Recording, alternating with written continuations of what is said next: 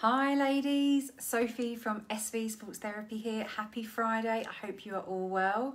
SV Sports Therapy is based at your Gunpowder Park gym where it will be in full swing come Monday the 12th, which is fantastic.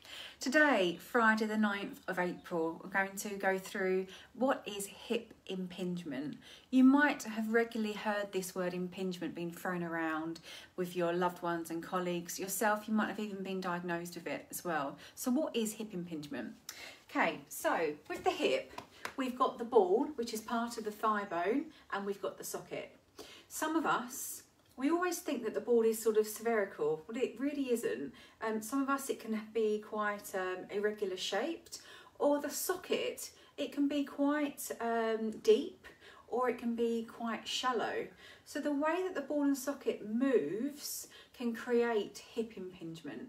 Hip impingement is when the ball doesn't move so well in the socket joint, and it can create tightness in the ligaments, which are elasticated bones that attach bone to bone.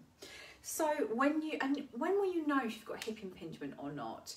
When the groin, the knicker line starts to feel really quite tight, if you've sat down for a period of time and then go to stand up, if you go for a walk and you do something repetitively, walking or cycling, you start to get sort of tightness, weakness, sort of like a dull sensation around groin and front of thigh. Some people can feel it in the lower back and buttocks too. So if you do start to feel quite tight around this area, and lo and behold, most of us sit at a desk for our career, we do tighten up this area. And one of the fantastic podcasts that I listen to, the Foot Collective, they have come up with a great idea, and for every hour that you're sitting at your desk working, you should then stretch for a minute on the left side and a minute on the right side. So if you're working 8 hours at your desk, to stretch 8 minutes on the left and 8 minutes on the right. And not to bank that right at the end of the day, but maybe split it up throughout the day. For those that are still working from home, after your coffee or a loo break, or you've had a meeting with a certain colleague, then you can just come away from the desk. You don't necessarily need to lay on the floor and roll a mat and think about, oh, if I haven't got this apparatus and I can't do it.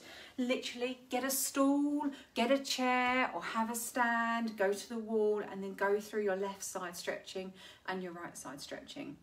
So if you start to get some tightness in your hip or you've been diagnosed with hip impingement, what can you do to help it? A couple of things I'm going to show you.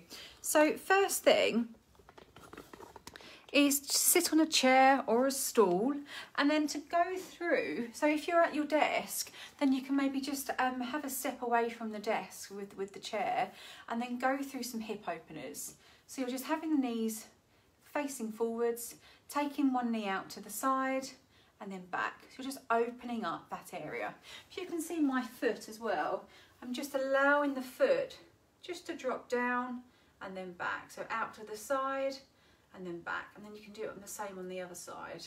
And you'll start to notice probably one side feels more restricted than the other. This is my left leg. This feels more restricted for me because I had knee surgery on my left knee back in October, so the whole of my left side is still quite tighter than my right side. Okay, then you could do some opening the gates. So you're taking the foot off the floor now, and you're just taking the knee out to the side. For those of you that have got quite clicky joints, or you regularly feel a bit of a click when you're doing like a burpee or a lunge, you might hear like a click or a snapping sensation. So every time I'm picking up my foot and taking it out to the side, I've got this real deep click in my hip. And that is a tendon called the psoas, which is a really, really cool tendon. We'll go through that in detail in a video in the near future. So these are called opening the gates. So those of you that have got children that are footballers, opening and closing the gates is a regular warm-up in football because they've got a lot of groin opening movements in football when they're stretching out to get the ball. Okay, then you can do some closing the gates. So you start from the end and then you come forwards. Start from the end and then come forwards. And it really starts to give you an idea as to what range you've got in here. So it shouldn't be difficult. You shouldn't be pushing it or creating pain. You're just working to what movement it's allowing you to do.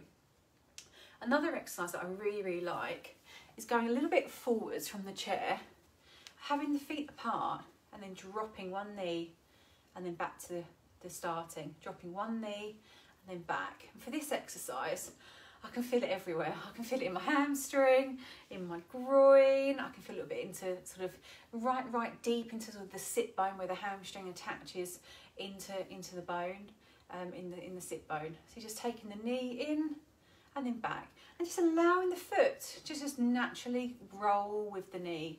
Try not to think, oh, does it have to be a certain degree? Do I have to have a real bent knee, a real straight knee? Just let it flow, let it flow. A little bit like when you're brushing your teeth. You know, you don't spend a particular amount of seconds on each individual tooth. You just sort of brush along and see where you feel that the toothbrush needs to be taken. And then over to the other side. Good. You can allow the hips to slightly move in with you if you want, or you can keep it fixed. It's up to you. Up to you. Super. So let's recap. So if and when you get tight hips, tight groin, if you've been diagnosed with hip impingement, or if you start to feel a bit of a burn or an achiness, or it just doesn't feel quite right in the hips, we can do some, I forgot the first one. What was the first one? I know we've got open the gates, and then we've got close the gates, and then we've got our 90-90s. I think, what was the first one that I gave you?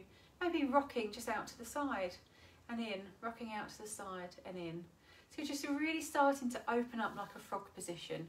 I would do one and then the other rather than both, because you tend to start compensating one side. Also, it gives you an idea of what your right side gives you and what your left side gives you. So that is what to do if and when you get tightness in the hips. Next week, next Friday, we're going to go through bursitis. I know some of you ladies out there have already had bursitis in the hips. So we're going to go through that in more detail and give you some expert advice as to how you can start combating that. So go and have an amazing weekend. Look after yourselves. Reach out to us on social media or on this platform if you've got any questions. And have a wonderful Monday the 12th when you are allowed to go back inside. And I know you'll still be outside too. And for those that are carrying on with the Zoom sessions live, have a wonderful, wonderful weekend. That's Sophie from SV Sports Therapy. Bye for now.